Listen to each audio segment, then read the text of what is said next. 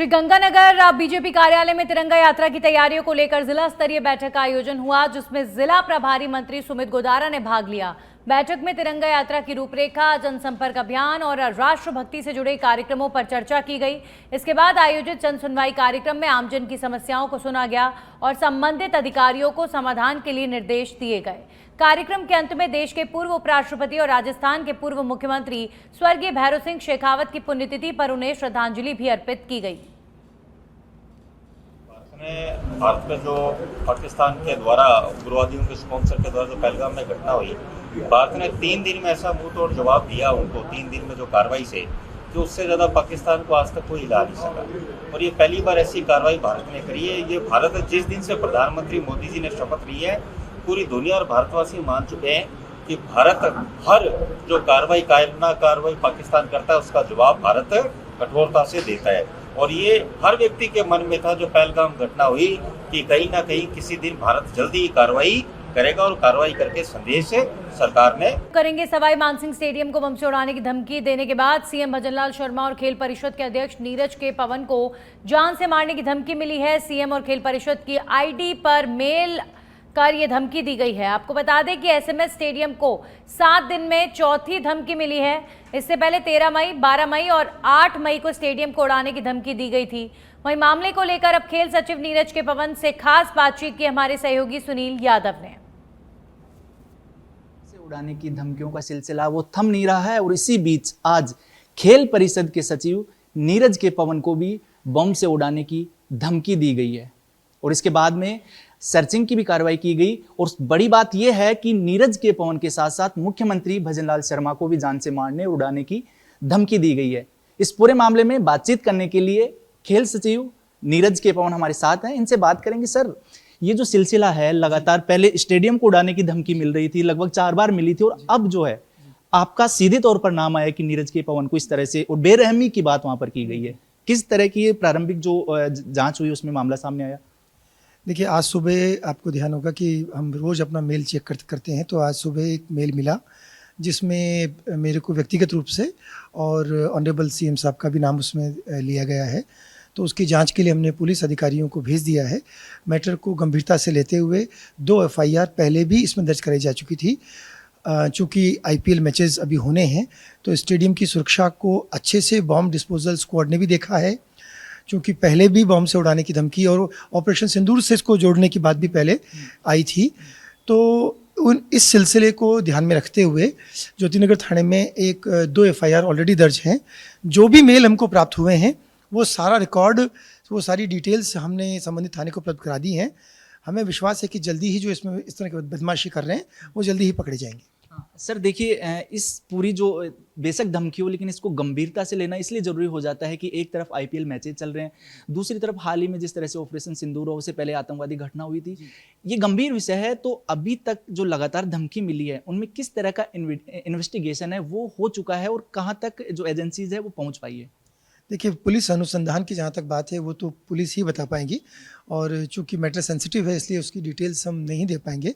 लेकिन हमें ये विश्वास है कि पुलिस अधिकारी इसमें गंभीरता से इसका इन्वेस्टिगेशन कर रहे हैं और जल्दी ही इसमें किसी निष्कर्ष तक पहुंचा जा सकेगा। बिल्कुल ठीक है, ये इन्वेस्टिगेशन का पार्ट है। लेकिन एक जो बात ये उठ रही है कि आज जो मेल दिया उस मेल में ये भी जिक्र हो रहा है कि कोई दूसरे केसेज का बात कर रहा है जो धमकी देने वाला व्यक्ति है, तो उससे भी जोड़कर देखा जा रहा है इसको। पुलिस हर दृष्टि से इसको देख रही है। मेल में जो कुछ डिटेल्स उसने दी हैं उनकी भी जांच की जा रही है कि वो कौन सा मुकदमा कहाँ पर दर्ज है और ये कोई व्यथित व्यक्ति जो है वो किस बात से व्यथित होकर के इतनी बड़ी बात लिख रहा है। ये भी समझने का प्रयास किया जा रहा है कि कहीं कोई ये सिरफिरा या मानसिक असंतुलन व्यक्ति तो नहीं है जो ऐसी कोई बड़ी धमकी दे रहा है या कोई वास्तव में घटना करने का कोई प्लान बना रहा है। तो पूरे देश में जहाँ कहीं भी ये रहते हैं तो पुलिस हर एंगल से इसका इन्वेस्टिगेशन कर रही है और जल्दी ही किसी निष्कर्ष तक पहुँचने की स्थिति में होगी। सर, चूंकि आईपीएल मैचेज होने यहाँ पर, तो आईपीएल मैचेज के मद्देनजर अतिरिक्त किस तरह की जो व्यवस्था है वो की गई? क्योंकि धमकी मिलने के बाद जो जाब्ता है वो तैनात करना, पूरी सुरक्षा व्यवस्था करना, उसकी जिम्मेदारी बढ़ जाती है। जी देखिए, आपको पता है कि हमें 18, 24 और 26 तारीख को आईपीएल मैचेस का आयोजन होना है। हमने सफलतापूर्वक 4 मैचेस बहुत अच्छे से आयोजन करा लिए हैं। हमें विश्वास है कि आगामी 3 मैच भी इसी प्रकार अच्छे से आयोजित हो पाएंगे। चूंकि इस बार धमकी मिली है, चूंकि इस बार पहले से एक सीरीज़ ऑफ ईमेल्स हमें प्राप्त हुए हैं, तो हमने उस बाबत पुलिस अधिकारियों को सूचित किया है। एसीएस होम को भी लिखा है कि इस बार सुरक्षा व्यवस्था थोड़ी सी और अच्छे से बढ़ाई जाए। हम कोशिश करेंगे कि जो फ्रेंचाइजी अपने खुद के बाउंसर्स लगाते हैं उनकी संख्या भी पर्याप्त हो, वो भी अच्छे से ट्रेंड हों। जो गेट से एंट्री होती है वहाँ पर ढिलाई किसी भी रूप में ना बरती जाए और फ्रिस्किंग वगैरह जो नॉर्म्स हैं उसको और अच्छे से किया जाए।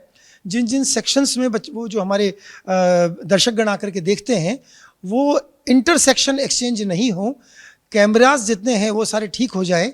इस प्रकार हम कोशिश करेंगे कि इस बार चूंकि धमकी के थ्रेट के बैकग्राउंड में अगर हम मैच करा रहे हैं तो अच्छे से मैच आयोजन करने के लिए तैयारियों का स्तर भी थोड़ा उच्च हो। वीडियो जर्नलिस्ट विजय गिरी के साथ सुनील यादव, सच बेधड़क, जयपुर। वहीं राज्य के गृह मंत्री जवाहर सिंह बेडम अपने निजी दौरे पर अलवर पहुंचे और उन्होंने संघ कार्यालय केशव कृपा के संघ के पदाधिकारियों के साथ महत्वपूर्ण बैठक की है। इसके बाद अलवर सर्किट हाउस पहुंचे, जहां पर उन्होंने परिवादियों की समस्याओं को सुना और उनके समाधान का आश्वासन भी दिया। बैठक के बाद मीडिया से बातचीत करते हुए बेडम ने राज्य में बढ़ते साइबर अपराधों पर चिंता व्यक्त की। उन्होंने कहा कि साइबर अपराधी फर्जी सूचनाएं फैलाकर राज्य में अस्थिरता पैदा करने की कोशिश कर रहे हैं। जयपुर, अलवर और राजस्थान के विभिन्न हिस्सों में सचिवालय, क्रिकेट स्टेडियम, स्कूल और बड़े अस्पतालों को बम से उड़ाने की धमकी भरे ईमेल प्राप्त हुए हैं। बेडम ने स्पष्ट किया है कि ऐसे असामाजिक तत्वों के खिलाफ सख्त कानूनी कार्रवाई की जा रही है और उन्हें किसी भी हाल में बख्शा नहीं जाएगा। मैं तो अलवर अपनी निजी यात्रा पर आया हुआ था और निजी यात्रा पर आकर के यहाँ मेरे यार मित्रों से, दोस्तों से मिला हूँ और मिलकर के वापस चला जाऊँगा। सबसे बड़ी बात है कि आपकी सरकार में लगातार धमकियों के ईमेल आ रहे हैं। अलवर में भी मिनी सचिवालय 2 बार आ चुका है, जयपुर आ चुका है, बूंदी आ चुका है, जोधपुर आ चुका है। क्या कहना चाहिए? देखिए, आप समझ सकते हैं कि आजकल साइबर फ्रॉड में कुछ शातिर लोग झूठी सूचना प्रेषित करते हैं और उनके खिलाफ कार्रवाई करना हमारा ध्येय है। तो जैसे ही झूठी सूचना मेल द्वारा या किसी दूसरे इंस्ट्रूमेंट द्वारा हमें प्राप्त होती है, हम तुरंत उसकी कार्रवाई भी करते हैं और जो गलत काम करने वाले लोग हैं उनके खिलाफ कानूनी कार्रवाई जो प्रावधानों में वो बनती है, वो कठोर से कठोर कार्रवाई। पाली के सुमेरपुर विधानसभा क्षेत्र सांडेराव गांव का बस स्टैंड पूरी तरह से क्षतिग्रस्त हो चुका था, जिसके लिए प्रदेश के मुख्यमंत्री भजनलाल शर्मा ने बजट घोषणा में नया बस स्टैंड बनाने के लिए 55 लाख की घोषणा की थी। इसका शिलान्यास स्थानीय विधायक, कैबिनेट मंत्री और परिवहन विभाग के अधिकारियों के हाथों से जल्दी होगा। इस मामले में फालना डिपो की मुख्य प्रबंधक रुचि पवार का कहना है कि ग्राम पंचायत को रोडवेज बस की सुविधा जल्द मिलेगी। राज्य पथ परिवहन निगम फालना द्वारा मुख्यालय जयपुर द्वारा बिडर टेंडर निकाले गए हैं ग्रामीण सेवा संचालन करने के लिए 154 रूटों के, जिसके अंदर सुमेरपुर क्षेत्र के सारे ही ग्राम जुड़ने का प्रस्ताव है। तो ऑनलाइन टेंडर आवेदन किए गए हैं। जो भी बिडर योग्य बिडर उनमें आवेदन करते हैं तो उसमें जैसे ही आवेदन होता है या जो टेंडर भर देता है, तो जैसे टेंडर की प्रक्रिया पूरी होगी, शीघ्र उम्मीद है कि जल्दी से जल्दी सुमेरपुर क्षेत्र के लिए ग्रामीण बसें चालू कर दी। और अब खबर अलवर के थाना गाजी क्षेत्र से है, जहां पर प्रतापगढ़ थाना अंतर्गत समरा गांव ठाणी कालिका में बोरिंग पर स्नान करने गई 2 बहनों से आधा दर्जन से अधिक लोगों ने मारपीट कर डाली। हमले में दोनों बहनें गंभीर रूप से घायल हो गई हैं। पीड़िता के पिता ने प्रतापगढ़ थाने में मामले की शिकायत दर्ज करवाई है। पुलिस मामले की जांच कर रही है और स्थिति को नियंत्रित करने के लिए गांव में पुलिस की गश्त को बढ़ा दिया गया है।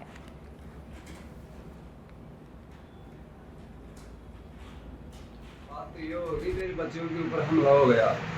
हमला भी वो नहाने के लिए गई थी और एक बच्चे का एग्जाम था, तो एग्जाम के अंदर वो नहाने के लिए गई बोरिंग पे। तो बोरिंग को जैसे चलाई वैसे ही गाली गलौज करते हुए उनके रतनलाल नानग्राम का बेटा वो आया और मेरे बच्चों को बात भर के नीचे गिरा दिया। नीचे गिरा के उनको अटैक कर दिया। अटैक करने से दूसरी बच्ची आई तो उनको लाठी से वार कर दिया रणजीत ने। वो छोटे लाल ने सभी भाइयों ने मिलकर मेरे बच्चों को काफ़ी गंभीर चोटें आई हैं। हाथ टूट गया, सिर फोड़ दिया गया, कुल्हाड़ी और लाठियों से मारा गया है। उनकी माँ के भी मारपीट की है, बहुत लेले ऊपर रही है, उनके शरीर की चामड़ी ऊपर रही है। उदयपुर के गोगुंदा से बड़ी खबर आ रही है। पुरानी रंजिश के चलते दो गुटों में हुआ खूनी खेल। आधा दर्जन से अधिक बदमाशों ने धारदार हथियारों से जानलेवा हमला कर दिया। हमले में 3 लोग गंभीर रूप से घायल हो गए हैं। वहीं हमले के बाद सभी आरोपी मौके से फरार हो गए। सूचना पर गोगुंदा पुलिस का जाब्ता और एम्बुलेंस मौके पर पहुंची है। तीनों घायलों को लहूलुहान हालत में गोगुंदा अस्पताल पहुंचाया गया है।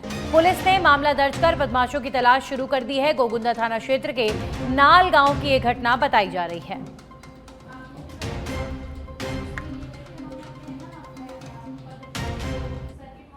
और अब खबर खैरतल भिवाड़ी से है, जहां पर रीको प्रथम ने फूलबाग चौक से सब्जी मंडी तक अतिक्रमण के खिलाफ कार्रवाई की है। बीड़ा सीओ के निर्देश पर चलाए गए इस अभियान में सड़क किनारे बनी 100 से ज्यादा अवैध दुकानों और कंटेनर और खोखे हटाए गए।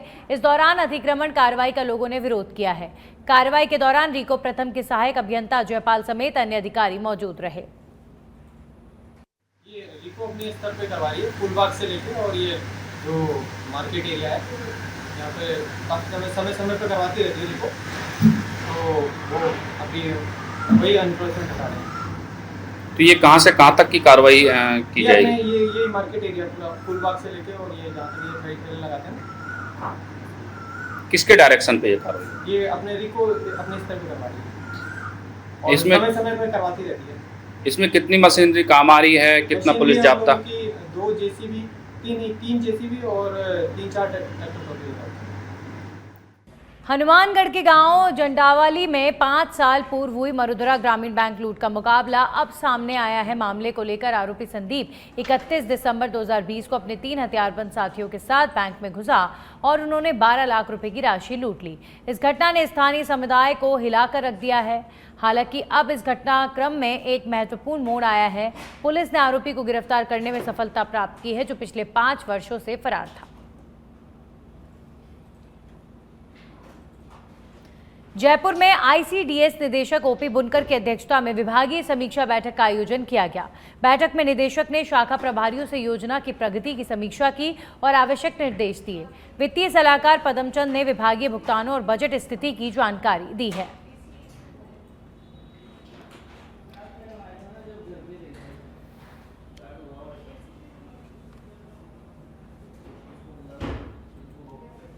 गृह राज्य मंत्री जवाहर सिंह बेडम ने अलवर दौरे के दौरान मीडिया से बातचीत की, जिसमें उन्होंने कई महत्वपूर्ण मुद्दों पर चर्चा की है। उन्होंने बताया कि सीएम भजनलाल शर्मा जल्दी अलवर के सरस डेयरी का दौरा करेंगे। इस दौरे का मुख्य उद्देश्य किसानों और गौपालकों के लिए नई सुविधाएं, योजनाएं और आधुनिक उपकरण की शुरुआत करना होगा। और केंद्रीय मंत्री सम्माननीय भूपेंद्र जी यादव साहब डेयरी के विकास को लेकर काफी गंभीर हैं। मुझसे भी उन्होंने बात की, माननीय मुख्यमंत्री जी से भी बात की, और उनका जो विजन है कि डेयरी के क्षेत्र में हम अलवर को, पूरी लोकसभा को पूरे देश में प्रथम बनाने का काम करें, तो उसी श्रृंखला में उनके द्वारा ये इनिशिएटिव लिए गए हैं कि माननीय मुख्यमंत्री जी के कार्यक्रम हों, यहाँ नई मशीनें स्थापित हों, दुग्ध संकलन केंद्रों की संख्या बढ़े और आम किसान को उसके दूध का उचित मूल्य मिले, उनके जीवन में सुधार आए।